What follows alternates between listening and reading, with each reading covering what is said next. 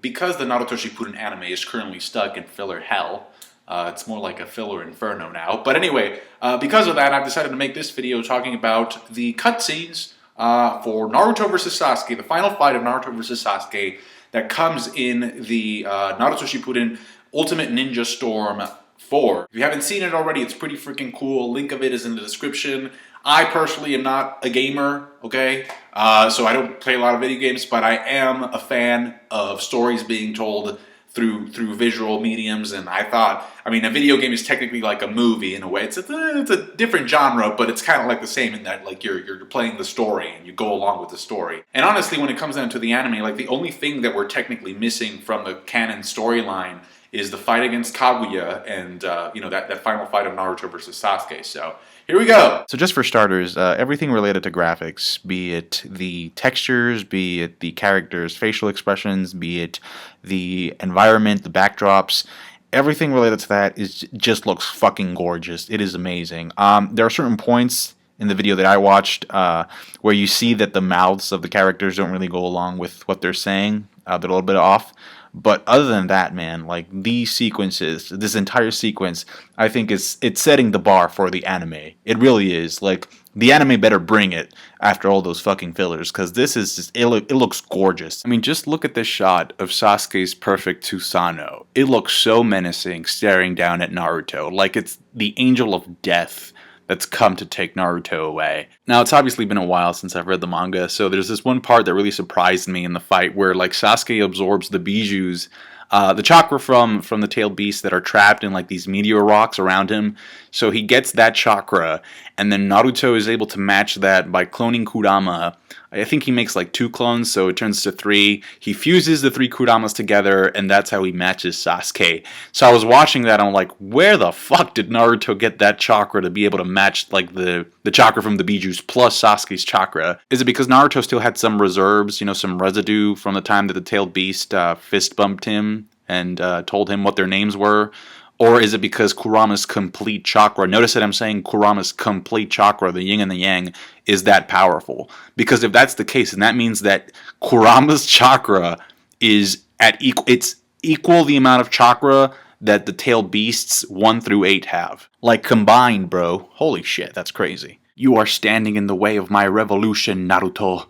Oh, by the way, huge, massive, gigantic shout out to the voice actors, the English dub voice actors for this. I think they did an outstanding job. You can literally feel the emotions just being conveyed through the dialogue alone. Like if this were not a video and it was just like a podcast that you could listen to and all you had is dialogue, you could totally feel and identify that these characters are going through it's a major defining moment in their lives that is filled with pain. Well, for Naruto, this match is about fighting for hope. For Sasuke, it's more about trying to close a wound that has been infected throughout his life that he just can't heal. Throughout this entire thing, there's 2 bits of writing that really resonate with me. The first is this scene where Sasuke is so utterly frustrated with Naruto that he just yells out, "What are you?" He says what, not who, meaning that for Sasuke, the idea of Naruto just fighting for him and just, not giving up and trying to get him back from the darkness is so utterly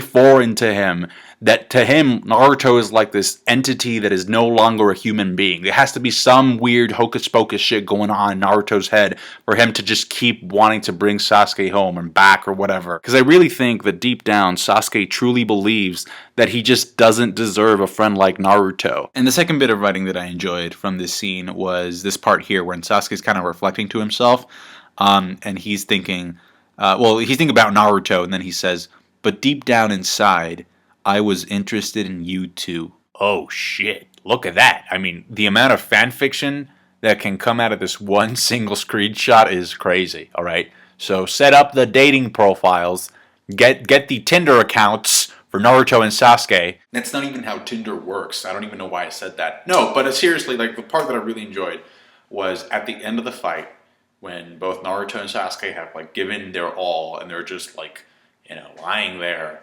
not knowing what to do. I mean, they can't do anything but talk to each other, right? They can't even move because the wound is going to open up.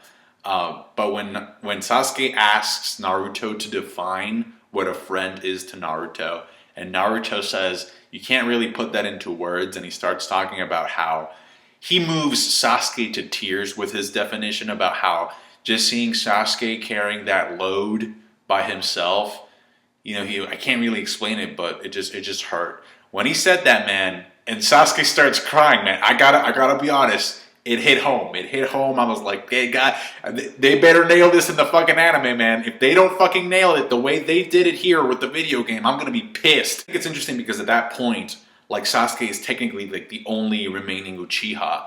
So he was contemplating dying because of it. He was thinking to himself, if I die, the cycle of hate is gonna die with me. So that's my own type of solution, my own revolution. And then Naruto talks him out of that by saying, wait, how are you going to change things if you die? You know, you might as well just stick around and help me build this world for the better. Naruto's like, Sasuke, please don't die. Stick around so that maybe we can try and license reaction videos and make the world a much better place. Now that people can give us money for their reaction videos. They also used the concept of Diver, which is opening 8 from Naruto Shippuden, and I think this opening is actually one of the best ones because it summarizes the premise of part 2 so well, which is that Naruto needs his friends in order to accomplish his goal. He can't do it alone. It's the same reason why I love One Piece. So Naruto needs people, yet at the same time, he has the power of bringing people together. So he borrows the power from them, which is something that he kind of helped generate in a way. Look at that ass grab, yo. What's going on there? No, but I really liked that they decided to include characters. They took the concept from the opening, but they added characters that weren't in the opening, such as Jiraiya. You get to see the 4 Hokages there. I thought that was great. And then Swagbeto. Yo, listen, like, despite him looking like a reptile, I think this is the Swagbeto that people know and love. The fact that he's actually motivating Naruto, he's encouraging Naruto to go save Sasuke, and telling him, just look at what you've accomplished. Look at all the people that you've been able to touch in the past. The fact that you were able to save me and help me reestablish my bond and my friendship with Kakashi just means that, you can do this. Like, it's on you. There's only one person left for you to save, and that's Sasuke. And I thought that, like, that speech coming from Obito that's the speech that he needed to give. Like, that's the speech that he was meant to give, and any other person giving that speech would have just felt wrong. Honestly, I thought this shit should have been canon. Recently, I was talking to my sister about, like, friendships and, problems that sometimes come out of friendships, and, how far should you be willing to go for a friend to keep the friendship and keep the friend in your life? And I guess over the years, I've come to the conclusion that you can't really save people that don't want to be saved. If you see your friend doing unhealthy things, like things that are kind of detrimental to him as a person and to others around him, I think that as a friend, you have the responsibility of letting that person know, hey, what you're doing is fucked up. But at the end of the day, like, you can give somebody, like, the best advice in the world. You can be there for them every single day of the week. And it honestly just comes down to that one person and the choices that they make and the decisions that they want, the type of life that they want for themselves, that they make for themselves. Like, the other person has to want to change for that to happen. It's not something you can pull out of people. And I'm mentioning this because in the video, like, they do tell Naruto, like, you can pull him out of the darkness, when the fact of the matter is like, Sasuke has to pull himself out of that darkness. At least that's the way it would work if this were real life. But because it's fiction, you can attribute Naruto the label of hero, okay? And he can be the light that just, pulls people out of darkness. And you see, like, different examples of this, which I loved. It starts with Haku and Sabusa, and then it goes on to Gaara. To the point where the final clash ends up being this amazing collision of Sasuke coming down on Naruto with a background of darkness, and we see all his mentors and influences that helped him gain more power. And then you cut to Naruto shooting himself upward with a background of light and all the numerous allies that he has been able to make throughout the entire series. That shit was freaking beautiful, man. Now that the manga has ended and I can actually look back on it, I can reflect on it with, like, a new type of vision, and just, I think the reason why Naruto was so gung-ho and he was so obsessed with Sasuke, which it was an obsession.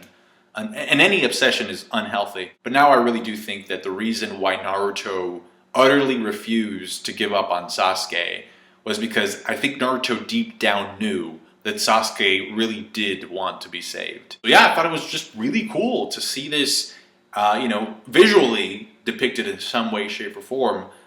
Please tell me your thoughts in the comment section below. Like the video if you did, I appreciate that. Subscribe to my channel if you haven't already. And thank you so much for watching. Bye, guys.